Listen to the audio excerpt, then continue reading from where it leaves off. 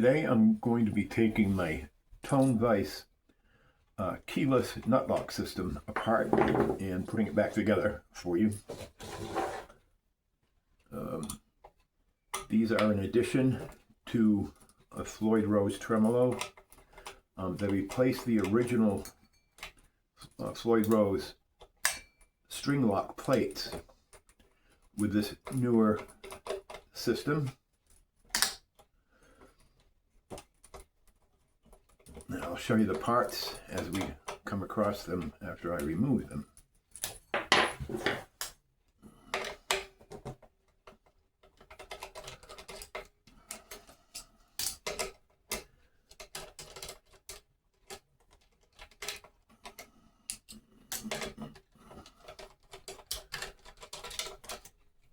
Okay, so there is my new stainless steel Floyd Rose nut, which I'm very happy with. Okay, to begin with, we start with the base. Here's the new locking plate, okay, string lock plate. Notice the hole, the exit hole I call it, is larger than the entry hole. That's to accommodate a small conical spring, which is set up just like this. This is the tension rod. Tension rod goes through the top of the plate, comes out the rear, and then a spring in the back on the rear. Now I find it easiest to put it back together this way, in lumps, so to speak, rather than one component at a time. So this is the bottom.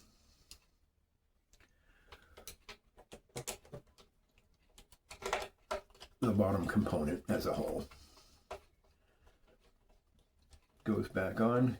Just snug it slightly because we're going to put the levers on that too. So again, we'll do all the plates first and then all the tops first.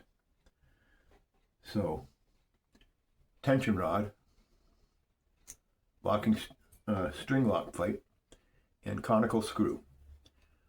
The wider end of the cone goes into the bottom of the base here of the locking plate.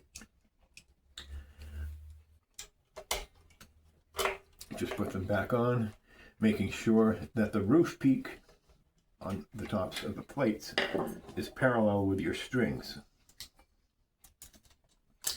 So this is really neat. I love this. This is a really unique fastener. It's like a screw, but it's also like a nut. And I think they should have called it the screw nut or the nut screw. But it's called a tension rod. And I guess that makes sense because it's going to provide tension for the plate to attach to the nut base.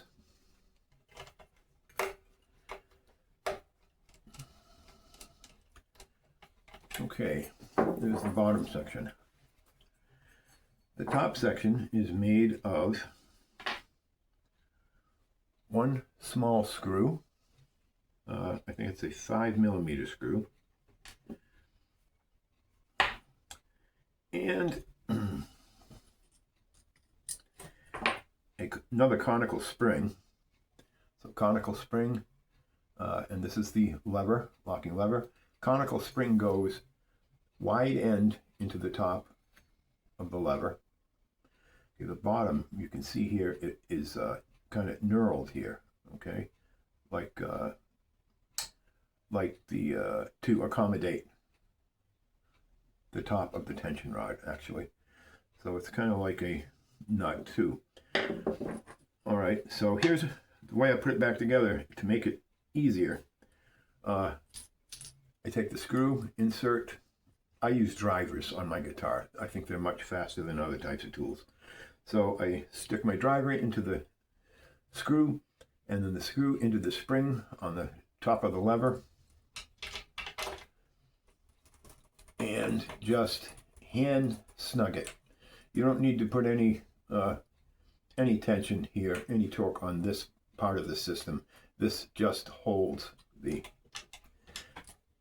well, it provides the ability for you to lift up. If you don't like the positioning of the lock, when it's locked, you can just change the position without locking it. That string is still locked, even though I'm moving this lever. So I tend to like mine out here. There. And so it's one lock for 2 strings, for every 2 strings. So again, here's the screw. And I've already got my spring inside the locking lever. Insert it. Insert through. That's really it. But this system, if you do a lot of guitar setups or a lot of experimentation, and you have to loosen your strings at either end a lot, you don't want to be without this system. It just makes a lot more sense than the old original Floyd Rose system. Unlock your strings. If you break a string and you need to replace it, just lift this up. This lifts the pad up and just slide it underneath. This doesn't lift the pad up, but it allows the pad to rise. The springs that are on the bottoms of these locking string pads actually slightly raise the pad so that you can slip a string underneath of it without taking the thing apart. So anyway, now you've got, that's a bit much on that side. Right about there is where I like that. And make them very snug. I can't really describe the amount of force I use on these to keep the strings immobile, but very snug is the best I can come up with. That's why I think they need to develop a torque wrench for guitars. I can't figure out why nobody's done that yet. Torque wrench for the different torques you need especially on a Floyd Rose. Down here. Where is it? Over here. Yeah, okay. There are so many different types of screws, and yeah, they're all screws. There's so many different types. There's the saddle lock screw. That needs a particular amount of tension, and the string lock screws need a particular amount of torque. And I just think that someone should have come up with a torque wrench for that, a micro torque wrench or something. I think bicycle kits actually use micro torque wrenches, and I'm going to have a problem balancing this again. Let's see, that's not going to do it. Okay, that will, however. So, back to the string locks. I think it'd be nice to know how many Newton pounds that you need to use on any given part of your guitar.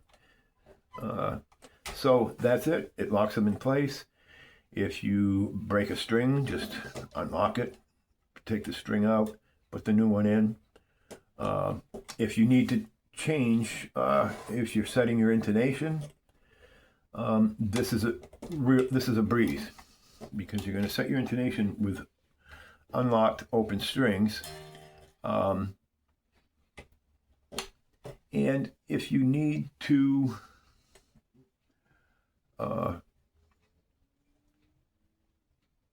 what was the other thing I was going to say? Something else. Well, never mind.